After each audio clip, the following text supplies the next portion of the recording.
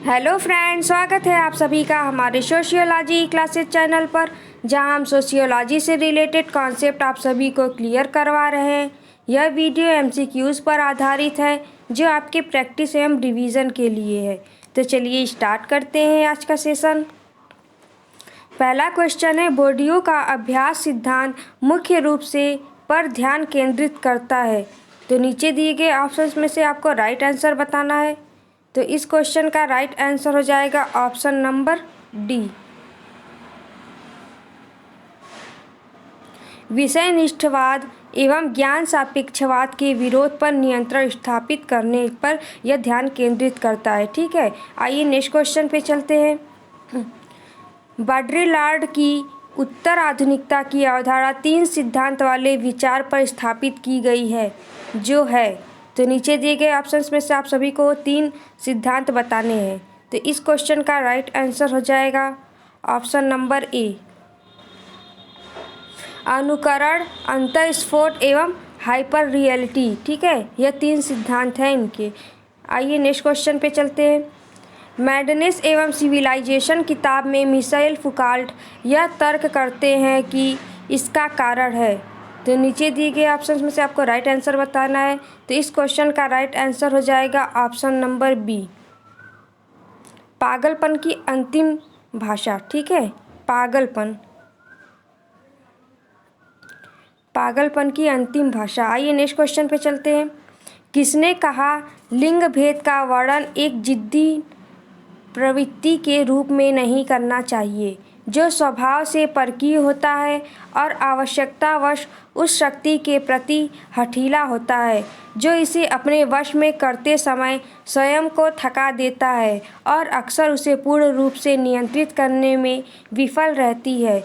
अपेक्षाकृत रूप से यह पुरुषों एवं स्त्रियों के बीच शक्तियों के संबंध के लिए विशेष रूप से सघन स्थानांतरण बिंदु के रूप में प्रकट होती है।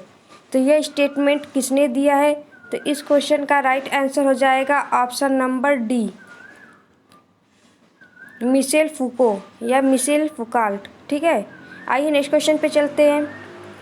पोस्ट मॉडर्न कंडीशंस के लेखक कौन है? यह बुक अक्सर एग्जाम में पूछा जाता है। तो इस क्वेश्चन का राइट आंसर हो जाएगा option number D, gene François Leotard. ठीक है, और यह बुक प्रकाशित हुई थी 1979 में। ठीक है, 1979 में। आइए नेक्स्ट क्वेश्चन पे चलते हैं। जीएस घुरिये के अनुसार जिस किसी को भी विशेष रूप से भारत का समाजशास्त्र करना है, उसके पास डैश की प्रारंभिक शिक्षा होनी चाहिए। तो इस क्वेश्चन का राइट आंसर हो जाएगा ऑप्शन नंबर सी, संस्कृति साहित्य। तो उसे भारत की संस्कृति से जो है जुड़ा होना चाहिए, उसके बारे में उन्हें पता होना चाहिए। ठीक है, यही कहते हैं ये। आइए नेक्स्ट क्वेश्चन पे चलते हैं। घुरिये के अनुसार जाति संस्था की सामाजिक रूप से एक सही जानकारी के लिए हमें उपजातियों की किस रूप में पहचान करनी चाहिए? तो इस क्वेश्चन का राइट आंसर हो जाएगा ऑप्शन नंबर डी, वास्तविक जातियों। ठीक है, वास्तविक जातियों। आइए नेक्स्ट क्वेश्चन पे चलते हैं। इरावती कर्वे हिंदू समाज की डैश विशेषता बताती है। तो इस क्वेश्चन का राइट आंसर हो जाएगा ऑप्शन नंबर सी, सपिंडित। ठीक है, सपिंडित विशेषता बताती है हिंदू समाज की। आइए नेक्स्ट क्वेश्चन पे चलते हैं। के.एम. कपाड़िया का मानना है कि 2 पीढ़ियों के बीच व्यवहार प्रतिमान में परिवर्तन का कारण हो सकता है। तो इस क्वेश्चन का राइट आंसर हो जाएगा ऑप्शन नंबर ए। ठीक है, ऑप्शन नंबर ए, परिवार के सदस्यों के बीच भावनात्मक संबंध मजबूत होना। ठीक है, आइए नेक्स्ट क्वेश्चन पे चलते हैं। निम्नलिखित में से कौन भारतीय समाज के मौलिक एवं क्षेत्रीय दृष्टिकोण को संश्लेषित करने के लिए जाने जाते हैं? तो इस क्वेश्चन का राइट आंसर हो जाएगा option number A, Iravati Karve. ठीक है, इरावती कर्वे। आइए नेक्स्ट क्वेश्चन पे चलते हैं। एससी दुबे का मानना है कि भारतीय गांव है। तो इस क्वेश्चन का राइट आंसर हो जाएगा ऑप्शन नंबर बी।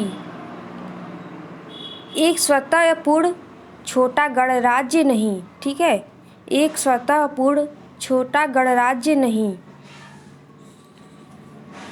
आइए नेक्स्ट क्वेश्चन पे चलते हैं।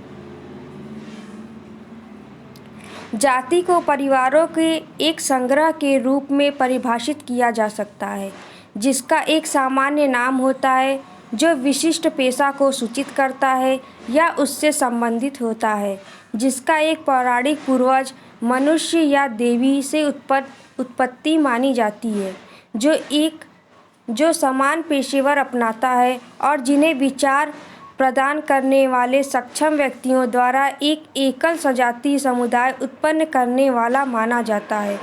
यह किसने कहा? तो इस क्वेश्चन का राइट आंसर हो जाएगा option number B, sir H Risley. ठीक है, यहाँ पे रिजले होगा, रिजले। ठीक है, आइए नेक्स्ट क्वेश्चन पे चलते हैं। एससी दुबे के अनुसार हिंदू सामाजिक व्यवस्था में वर्ण क्या है? तो आप सभी को बताना है कि वर्ण क्या है। तो इस क्वेश्चन का राइट आंसर हो जाएगा ऑप्शन नंबर ए, केवल एक संदर्भ श्रेणी। ठीक है, ऑप्शन नंबर ए, केवल एक संदर्भ श्रेणी है वर्ण। आइए नेक्स्ट क्वेश्चन पे चलते हैं। एम.एन. श्रीनिवास ने संस्कृतिकरण और पश्चिमीकरण की अवधारणाओं का प्रयोग डैश के कुछ विशेषताओं को समझने के लिए किया है। तो इस क्वेश्चन का राइट आंसर हो जाएगा ऑप्शन नंबर डी। ठीक है, ऑप्शन नंबर डी। भारत में धार्मिक, सांस्कृतिक और सामाजिक परिवर्तन। ठीक है, इसी को जानने के समझने के लिए इन्होंने संस्कृतिकरण और पश्चिमीकरण की अवधारणा का प्रयोग किया है। आइए नेक्स्ट क्वेश्चन पे चलते हैं। वह परिवार जो किसी के विवाह के बाद स्थापित होता है वह कहलाता है। तो वह कहलाता है प्रजनन मूलक परिवार। ऑप्शन नंबर बी आपका राइट आंसर हो जाएगा, प्रजनन मूलक परिवार। आइए नेक्स्ट क्वेश्चन पे चलते हैं। खासी जनजाति अपनी उत्पत्ति किससे मानते हैं? तो इस क्वेश्चन का राइट आंसर हो जाएगा ऑप्शन नंबर सी, पौराणिक महिला पूर्वजों से। ठीक है, पौराणिक महिला पूर्वजों से। आइए नेक्स्ट क्वेश्चन पे चलते हैं। यदि रक्त संबंधियों का केंद्र पत्नियों के बाहरी समूह से घिरा हुआ रहता है तो परिणामों समूहों को कहा जाता है। तो इसे क्या कहा जाता है? तो ऑप्शन नंबर डी आपका राइट आंसर हो जाएगा, सजातीय परिवार। ठीक है, सजातीय परिवार। आइए नेक्स्ट क्वेश्चन पे चलते हैं। सती को में अवैध घोषित किया गया, तो वह कौन सा सन था? तो ऑप्शन नंबर ए आपका राइट आंसर हो जाएगा 1829, और इसी समय शारदा एक्ट भी पारित हुआ था। ठीक है, आइए नेक्स्ट क्वेश्चन पे चलते हैं। Exile and the kingdom some thoughts on the Ramayana, जो कि 1978 में प्रकाशित हुआ है, इसके लेखक कौन है? तो इस क्वेश्चन का राइट आंसर हो जाएगा option number D, Romila Thapar.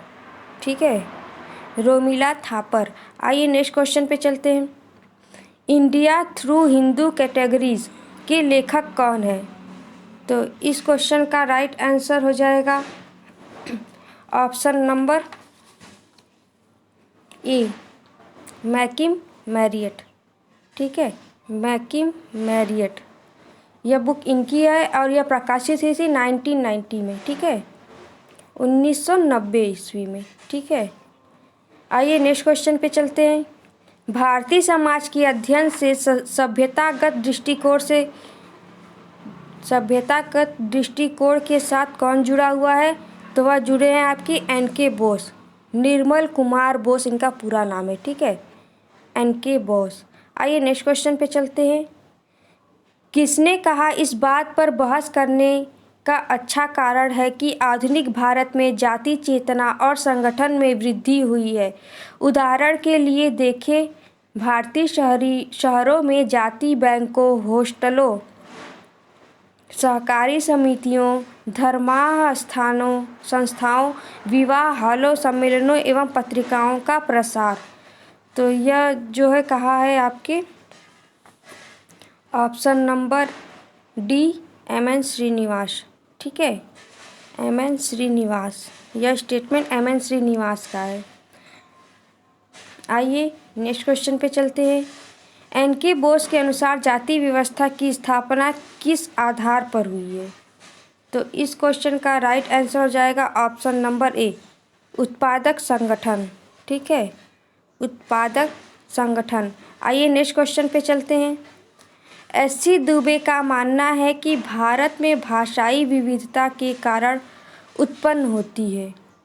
तो इस क्वेश्चन का राइट आंसर हो जाएगा ऑप्शन नंबर बी, सामूहिक पहचान और यहाँ तक कि संघर्ष।